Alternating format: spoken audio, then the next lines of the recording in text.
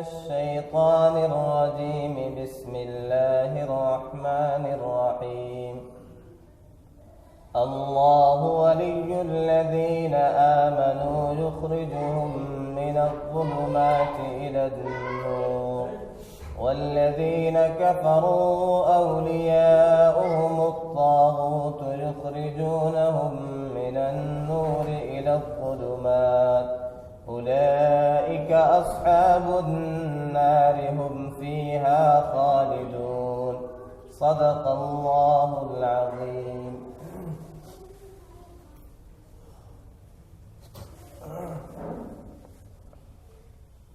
انتہائی واجب الاحترام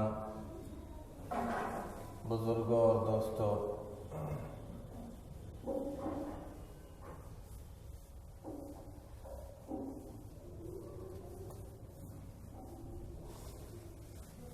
اللہ تبارک و تعالی نے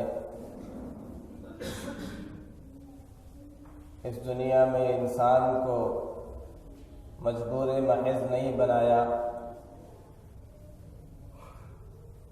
بلکہ اسے اختیار دیا ہے. ہاں، اس کے سامنے دونوں راستے رکھ دیے. نیکی کا راستہ بھی ہے اور بدی کا راستہ بھی ہے،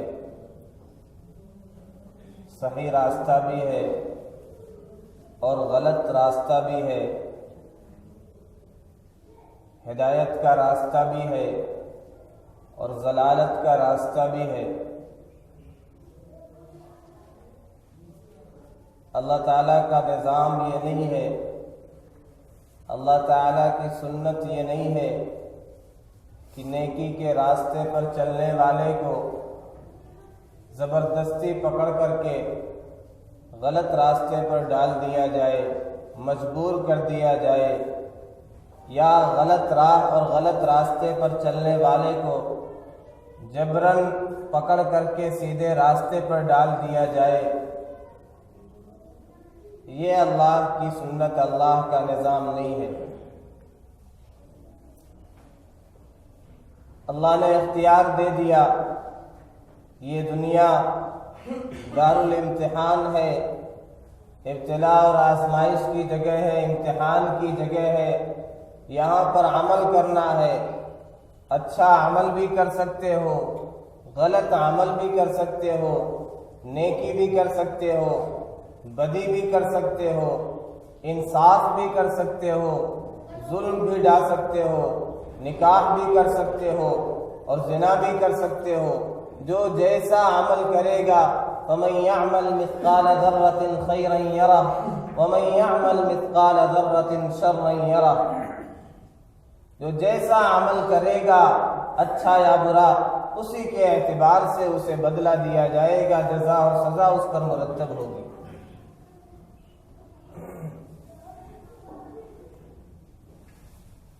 جو لوگ دنیا ہی کو سب کچھ سمجھتے ہیں، دنیا ہی جن کے مطمع نظر ہوتی ہے، پیش نظر ہوتی ہے،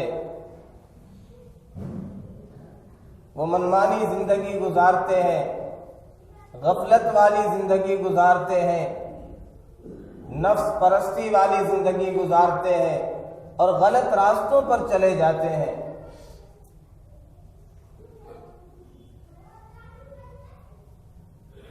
اور جو اللہ کے فرمان کے مطابق زندگی گزارتے ہیں، نفس کے مطابق زندگی نہیں گزارتے،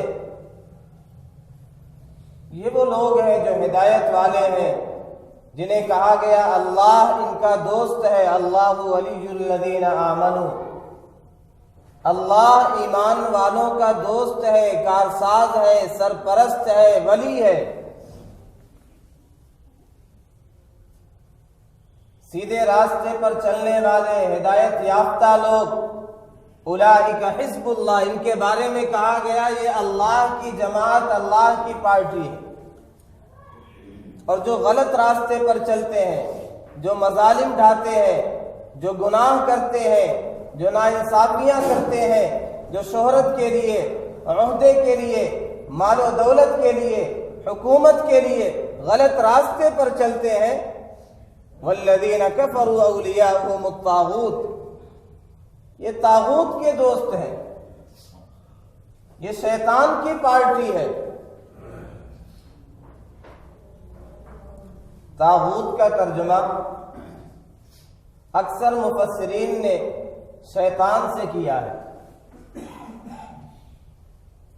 لیکن شاہ عبد القادر رحمۃ اللہ علیہ انہوں نے اس کا ترجمہ ہردنگا سے کیا ہے۔ عام طور پہ دیہات میں یہ زبان بولی جاتی ہے، آپ لوگ پتہ نہیں اس سے واقف ہیں کہ نہیں۔ کہتے ہیں ہردنگئی کرنا۔ ہم نے دیکھا جب بچپن میں کھیل ہوا کرتا تھا کرکٹ کا، تو کچھ لوگ ایسے ہوتے ہیں جن کے جو کھیلنے کی صلاحیت نہیں ہوتی، جن کے اندر ٹیلنٹ نہیں ہوتا، تو عام طور پہ انہیں پیچھے بھیجا جاتا ہے، پہلے نمبر پہ بیٹنگ کرنے کے لیے، بالنگ کرنے کے لیے موقع نہیں ملتا۔ تو وہ کیا کرتے ہیں، اب یہاں آ کر کے ہردنگئی کرتے ہیں، ہردنگے بنتے ہیں، یعنی زور کے ذریعے سے آ کر کے پچ میں بیٹھ جاتے ہیں کہ ہمیں نہیں کھلاؤ گے تو ہم کھیل ہونے ہی نہیں دیں گے، بلہ ہی لے کر کے بھاگ جاتے ہیں، گیند ہی لے کر کے بھاگ جاتے ہیں۔ تو ایسے لوگ جبرن اور زور و زبردستی پچ پر قبضہ کر لیتے ہیں، بیٹ پر قبضہ کر لیتے ہیں، گیند پر قبضہ کر لیتے ہیں اور میچ کا ستیہ ناش کر دیتے ہیں، تباہ و برباد کر دیتے ہیں۔ تو یہ اپنے محاورے اور ماحول کے حساب سے ترجمہ کیا، یہ لوگ ہردنگے لوگ ہیں، ہردنگئی کرنے والے لوگ ہیں، کہ ٹیلنٹ ہے نہیں، صلاحیت ہے نہیں، ایبیلٹی اور نالج ہے نہیں، زبردستی ہردنگئی کر کے قبضہ کر لیا۔ پھر کیا کرتے ہیں، خود بھی شرمسار ہوتے ہیں، ذلت کا شکار ہوتے ہیں، ٹیم کو بھی بدنام کرتے ہیں، میچ بھی ہار جاتے ہیں۔ ایسے لوگ ہر فیلڈ میں ہوتے ہیں، جو ہردنگئی کر کے قبضہ کر لیتے ہیں، پھر اپنا بھی نام گنواتے ہیں، ملک بھی برباد کر دیتے ہیں، سب کو شرمسار کرتے ہیں۔ یہ غلط راستے پر چلنے والے، یہ طاغوت کی پارٹی والے ہیں، طاغوت کے دوست ہیں، ان کے نقش قدم پر چلنے والے ہیں، اور طاغوت اور شیطان کے نقش قدم پر چلنے والا وقتی طور پہ ہو سکتا ہے دنیا والوں کی ظاہری نظریں اسے کامیاب سمجھیں، وہ اپنے مقصد میں کامیاب ہو جائے، شہرت حاصل کرنا ہے، دولت حاصل کرنا ہے، تخت حاصل کرنا ہے، دونوں طریقے۔ مال حاصل کرنے کے لیے لوگ سود کی طرف بھی بڑھتے ہیں، اور مال حاصل کرنے کے لیے لوگ تجارت کی طرف بھی آتے ہیں، شہرت حاصل کرنے کے لیے لوگ زنا کی طرف بھی چلے جاتے ہیں، اس سے بھی شہرت حاصل کر لیتے ہیں۔ لیکن جو نیک ہے وہ غلط راستے پر نہیں جاتا، نہ شہرت کے لیے نہ مال کے لیے، اسے پتا ہے کہ دنیا کی شہرت، دنیا کی دولت، دنیا کی سلطنت، یہ ساری چیزیں فانی اور عارضی ہیں۔ لیکن جس کے سامنے صرف دنیا ہی دنیا ہو، اسے اس کی کیا پرواہ، وہ تو یہ سمجھتا ہے دنیا ہے، جو مرضی چاہوں کروں۔ پھر یہ طاغوت اور شیاطین کی پارٹی کے ساتھ ہو جاتے ہیں۔ ایسے لوگ اللہ کو انتہائی ناپسندیدہ ہیں، جو غلط راستے پر چلنے والے، ناجائز مقاصد کو حاصل کرنے کے لیے، مال کو حاصل کرنے کے لیے، سلطنت اور جاہ کو حاصل کرنے کے لیے جو غلط راستے پر چل پڑے، جو ظلم کے راستے پر چل پڑے، جو بغاوت پر اتر آئے، جو ناانصافی پر اتر آئے، جو جھوٹ پر جھوٹ بولے، ایسے لوگ اللہ کو انتہائی ناپسندیدہ، ایسے لوگ انتہائی مبغوض ہیں۔ حدیث شریف میں آتا ہے ثلاثۃ لا یکلمہم اللہ یوم القیامہ ولا یزکیہم، تین اشخاص ایسے ہیں نہ اللہ ان سے کلام فرمائے گا قیامت کے دن، نہ انہیں پاک اور صاف فرمائے گا، وَلَهُمْ عَذَابٌ عَلِيمٌ، ان کے لیے دردناک عذاب ہے۔ شیخ زان، ایک وہ شخص جو بوڑھا ہو گیا، کمر جھک گئی، قبر میں پاؤں لٹک گئے، پھر بھی زنا کرتا ہے۔ کوئی دوائی موجود نہیں، اسباب موجود نہیں، لیکن یہ شرارت اور خباثت کی وجہ سے سوچ سوچ کر کے یعنی اس مقام تک پہنچتا ہے، یہ گناہ کرنے پر اپنے آپ کو اس طرح تیار کرتا ہے، یہ اللہ کو انتہائی ناپسندیدہ ہے۔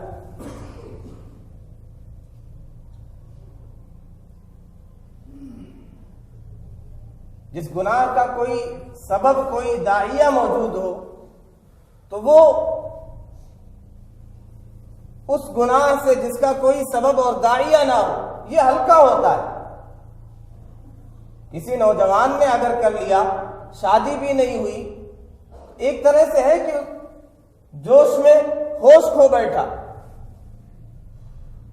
لیکن اگر بوڑھا آدمی یہ حرکت کرتا ہے، بری حرکت کرتا ہے، تو یہاں پہ داعی اور سبب موجود نہیں، اس لیے یہ انتہائی برا، انتہائی ناپسندیدہ ہے اللہ کے نزدیک۔ دوسرے آپ نے ارشاد فرمایا ملک کذاب، ایسا بادشاہ اور حاکم جو جھوٹ بولتا ہے، جو لائر کنگ ہے، جو جھوٹ بولنے والا بادشاہ اور حاکم ہے، یہ اللہ کے نزدیک انتہائی ناپسندیدہ اور مبغوض ہے۔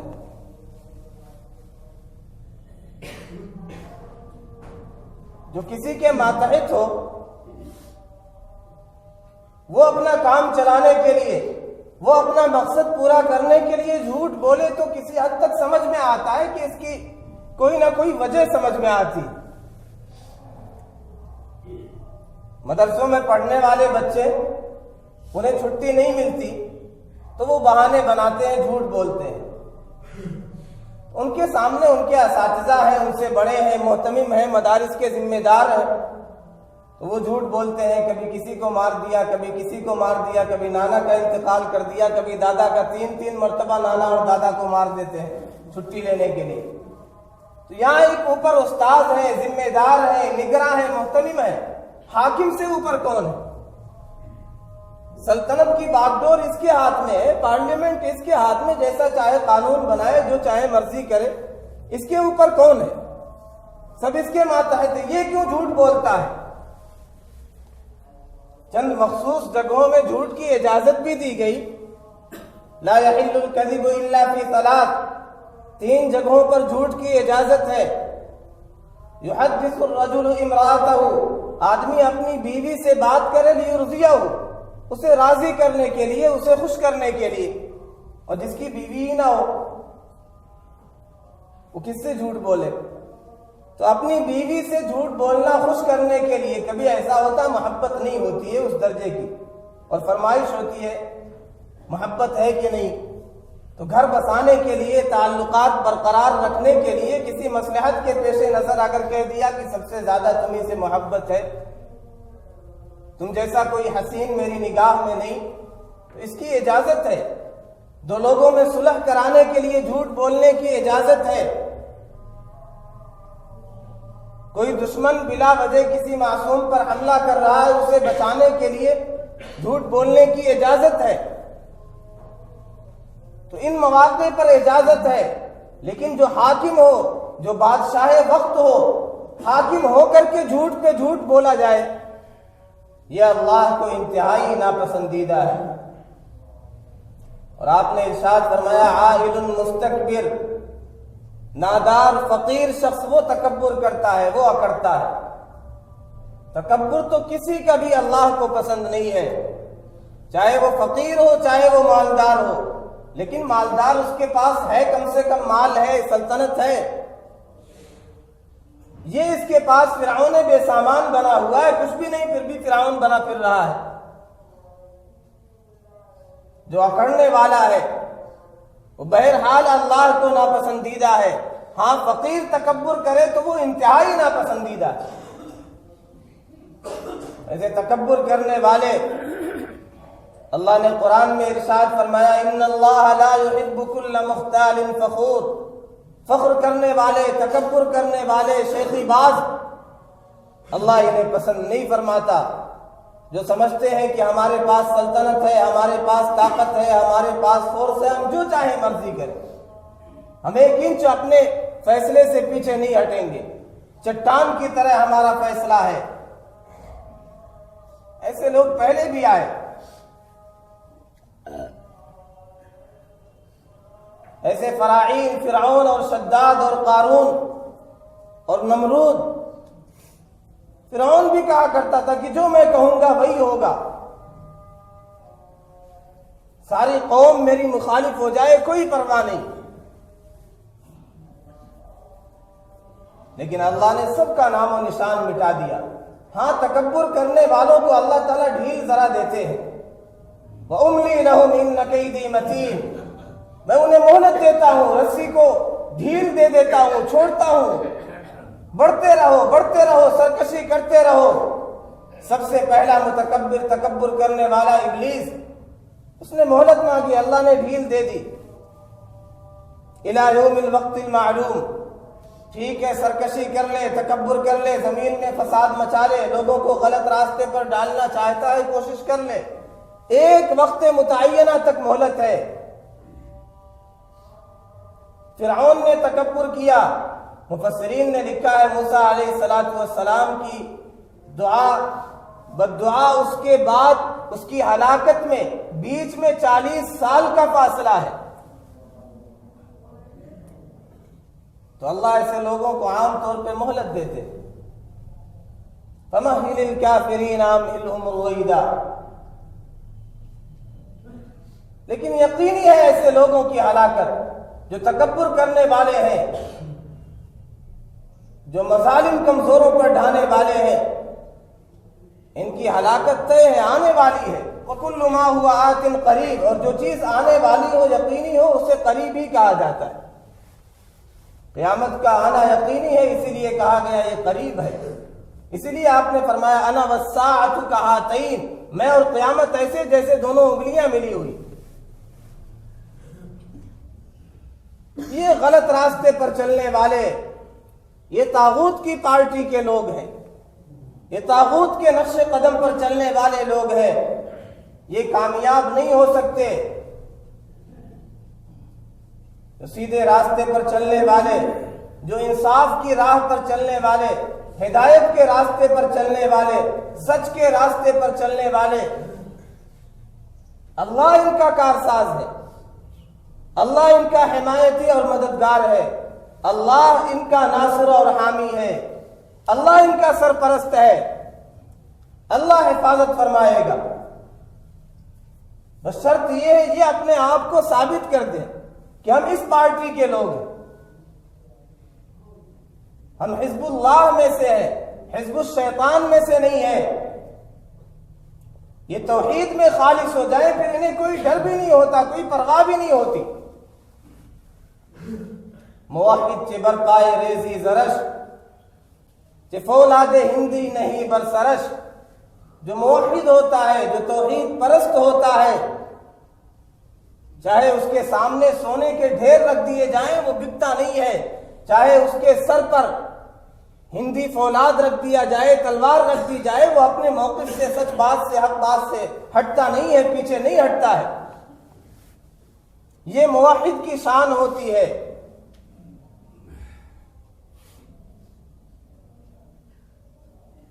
چنانچہ ایک بادشاہ کے متعلق آتا ہے کہ وہ کسی درویش فقیر موحد کے پاس گیا. دروازے پر دربان بیٹھا ہوا تھا. اس نے منع کر دیا کہ نہیں، حضرت سے پہلے اجازت طلب کروں گا پھر ملنے کی اجازت ہوگی، ایسے نہیں جا سکتے ہو بغیر اجازت کے. درویشوں کے دربان بھی انہی کے انداز سے ہوا کرتے تھے، کسی کی پرواہ نہیں کیا کرتے تھے، چاہے بادشاہ وقت ہی آئے. بادشاہ چونکہ مرید تھا، لیکن پھر بھی ایک بادشاہت والی اکڑ تھی، جھلا اٹھا. لیکن کیا کرے، حضرت سے ملاقات بھی کرنا ہے. خیر اجازت مل گئی.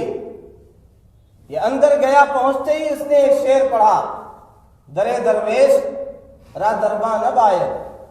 درویش اور فقیر اور نیک لوگوں کے دروازے پر دربان نہیں ہونا چاہیے.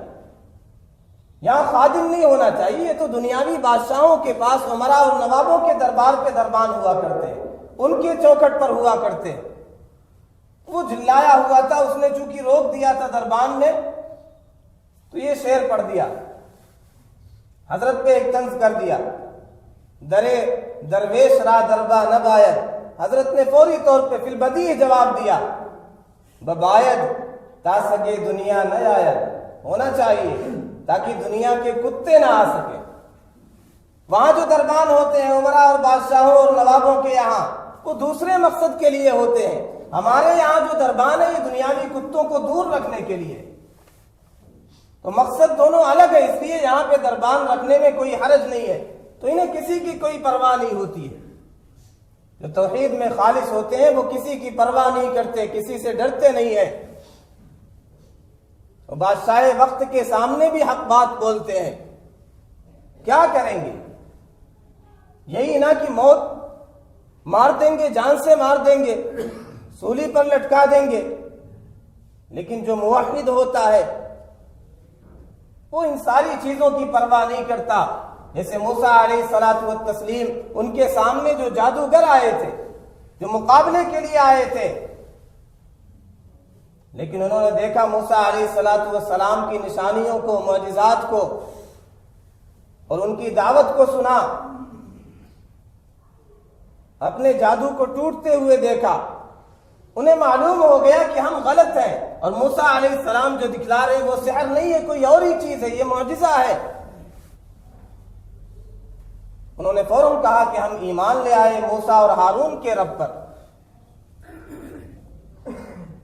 فرعون نے کہا ایسا لگتا ہے ملی بھگت ہے, انہو لکبیرکم الذی علمکم السحر, ایسا لگتا ہے یہ تمہارا, تم سب کا بڑا ہے, اس نے تم سب کو سکھلا دیا ہے, تم سارے کے سارے جادوگر ہو.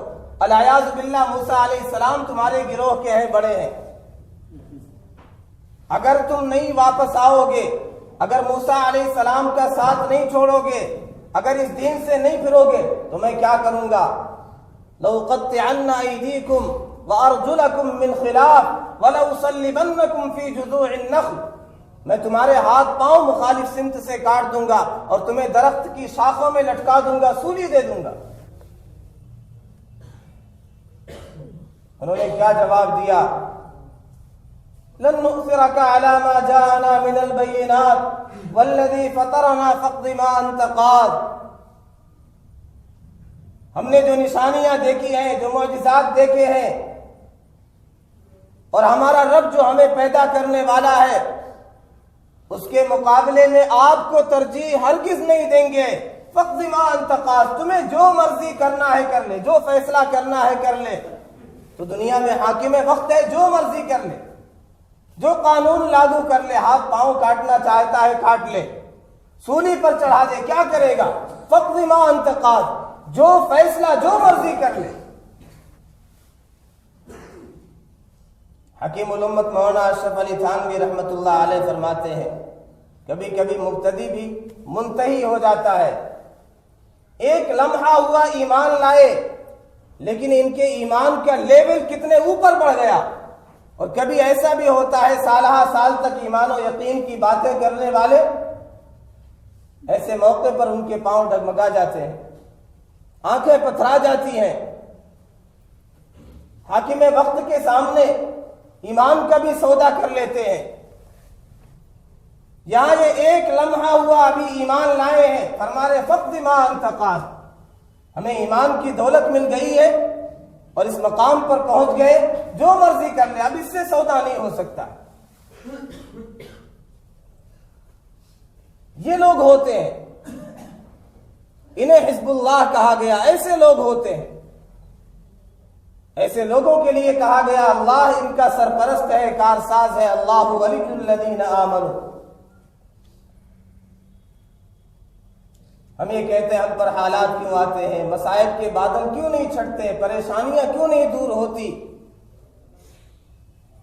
اپنے گھر میں ہم مرغی پالیں, اس کے کھانے کا انتظام کریں, اس کے دانے اور پانی کا انتظام کریں, اس کی حفاظت کریں, بلی سے اسے بچائیں, سردی گرمی سے اسے بچائیں, محفوظ کر کے رکھیں, لیکن انڈا جا کر کے دوسرے گھر میں دے, ہم یہ کہیں گے یہ تو بے وفا ہے، ہمارا رب اس کی زمین پر ہم زندگی گزارے، کھانا پانی ساری نعمتیں ہماری حفاظت نقصان دہ چیزوں سے اللہ ہماری کرے، اللہ ہمارا محافظ، ہم جا کر کے دوسروں کے سامنے جھک جائیں، دوسروں کے طریقے کو قبول کریں، دوسروں کے نقش قدم پر چلیں، دوسروں کے طریقے اور تہذیب کو للچائی ہوئی نظروں سے دیکھیں، کہ اللہ ناراض نہیں ہوگا۔ اور جب اللہ ناراض ہوتا ہے تو وہ کچھ ہوتا ہے جو موسیٰ علیہ السلام کی قوم کے ساتھ ہوا، جو بنی اسرائیل کے ساتھ ہوا، جب انہوں نے رب سے بغاوت کی، جب انہوں نے وقت کے نبی کی بات نہیں مانی، ان کا کہنا نہیں مانا، تو اللہ تعالیٰ نے ان کے بستروں کو، ان کے بچھونوں کو، ان کے کھانوں کو ٹڈیوں سے اور خون سے اور کیڑے مکوڑوں سے بھر دیا۔ فارسلنا علیہم الطوفان والجراد والقمل والضفادع والدم آیات مفصلات، ان کے دسترخوانوں پر، ان کے بستروں پر خون ہوا کرتے تھے، میڈک آ جایا کرتے تھے، جوئیں آ جایا کرتے تھے۔ ہم بے پرواہ ہو گئے، ہم غافل ہو گئے، نمازیں چھوڑ کر کے، عشاء کی، فجر کی نمازیں چھوڑ کر کے سوتے ہیں، ہمیں اس کی پرواہ نہیں ہوتی۔ اللہ ہمارے بستروں پر بھی سانپ اور بچھو ڈال سکتا ہے، ہم بے وفائی کریں، بغاوت کریں، ہم پر حالات نہیں آئیں گے۔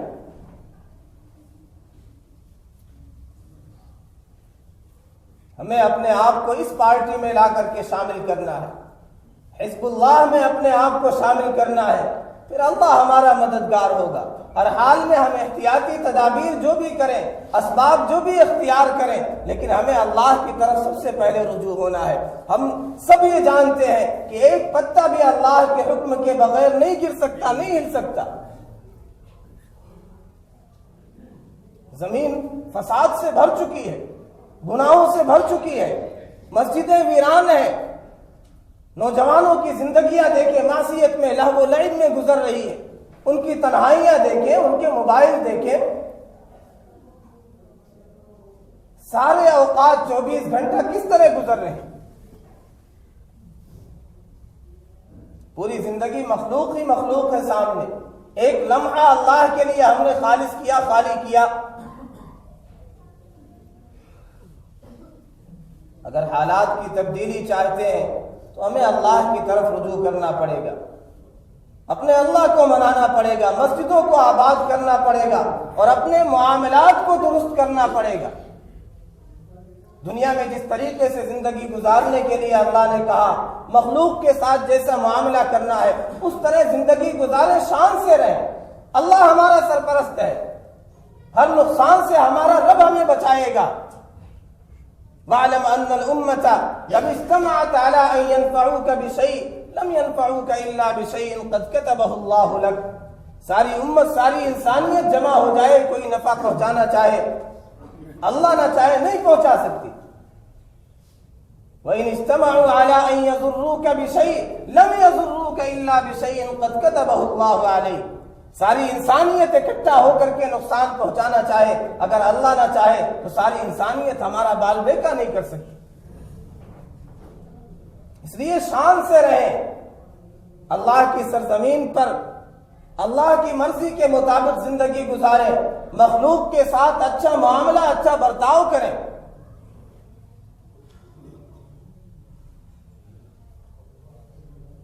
آقا صلی اللہ علیہ وسلم نے بنی اسرائیل کے 3 اشخاص کا تذکرہ کیا، صحیح ترین حدیث ہے۔ ایک اہم بات اس میں غور کرنے کی، 3 لوگ ایک غار میں پھنس گئے، بارش سے بچنے کے لیے غار میں چلے گئے، ایک چٹان سرک کر کے آ گئی اور غار کا منہ بند ہو گیا۔ وہ تفصیلی واقعہ اختصار کے ساتھ میں جو پوائنٹ آپ کے ساتھ سامنے رکھنا چاہتا ہوں۔ تینوں پھنس گئے، تینوں نے اللہ سے دعا کی اپنے عمل کا واسطہ دے کر کے۔ ایک نے والدین کی خدمت کا واسطہ دیا، والدین کا خدمت گزار تھا، رات بھر پیالہ لے کر کے کھڑا رہا، پہلے بچوں اور بیوی کو نہیں پلایا، والدین کو پلانے کے لیے رات بھر کھڑا رہا، اس عمل کا واسطہ دیا۔ دوسرے نے اس کے یہاں ایک مزدور تھا، مزدوری کر کے چلا گیا، پیسہ نہیں لیا، ایک مدت کے بعد واپس آیا، اس نے اسے پارٹنر بنا لیا، اس کی مزدوری کو تجارت میں لگا دیا۔ آج تو یہاں معاملہ الٹا ہوتا ہے، پارٹنر کو بھی مزدور بنا دیتے ہیں۔ یہاں اس نے مزدور کو پارٹنر بنا دیا، اس کی جو مزدوری تھی اسے لگا دیا تجارت میں، وہ بڑھتی رہی حتیٰ کہ اونٹوں اور بکریوں جانوروں کا ایک لمبا ریوڑ ہو گیا۔ ایک مدت کے بعد واپس آیا، اس نے کہا میری مزدوری ایک وقت میں نے کام کیا تھا آپ کے یہاں، کہا جو کچھ دیکھ رہے ہو کل ما ترا من الابل والغنم والبقر، جو کچھ دیکھ رہے ہو سب تمہارا۔ اس نے کہا مذاق کر رہے ہو اچھے بھلے ہو کر کے، میں اپنی مزدوری کا سوال کر رہا ہوں۔ کہا نہیں، میں نے ایسا ایسا کیا ہے، تجارت میں لگایا ہے، یہ سارا تمہارا ہی ہے۔ تیسرے نے کہا کسی خاتون، اس کی کوئی قریبی کوئی یتیم بچی تھی، اس کا قرضہ تھا، وہ ادا نہیں کر پا رہی تھی، اس نے مجبور کیا اپنی خواہش پوری کرنے کے لیے، منہ کالا کرنا چاہا۔ جب قریب ہو گیا اس خاتون نے، بچی نے کہا اتق اللہ، اللہ سے ڈر، یہ باس آ گیا، غلط ارادہ ترک کر دیا۔